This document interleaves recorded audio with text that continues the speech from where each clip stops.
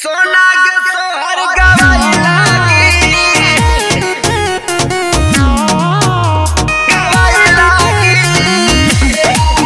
जनमंती जाति के लग जाई मोहर सोना के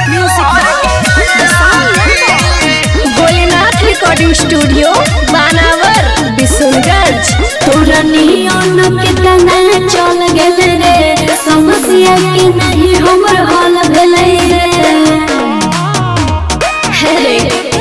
तोरा नियन के तना चल गेल रे समस्या के नहीं हमर हल भेलै रे छुआ जने ना मन जहुआ बेलंगे सुन चंद्रवंशी जाति के लग जाई मोहर सोना के सोहर गवाई लागी चंद्रवंशी जाति के लग जाई मोहर सोना के सोहर गवाई लागी सोना के सोहर गवाई लागी चंद्रवंशी जाति के लग जाई मोहर सोना के सोहर गवाई लागी लहंगा के भीतर हो गोहर गोदाम रे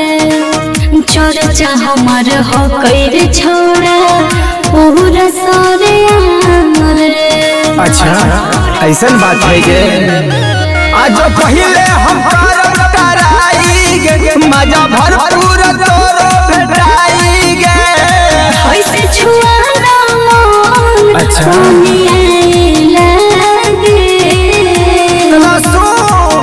चंद्रवंशी जाति के लग जाई मोहर सोना के सोहर गवाई लागी चंद्रवंशी जाति के लग जाई मोहर सोना के सोहर गवाई लागी सोना के सोहर गवाई लागी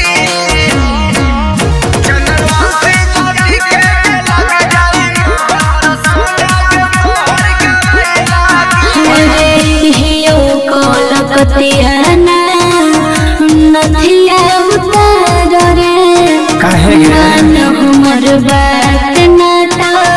होई जे तुम्हारा रे। अच्छा देख लेबे जो तू त जननी न हमारा बारे में मन बिगड़ता हो तो कुमारे में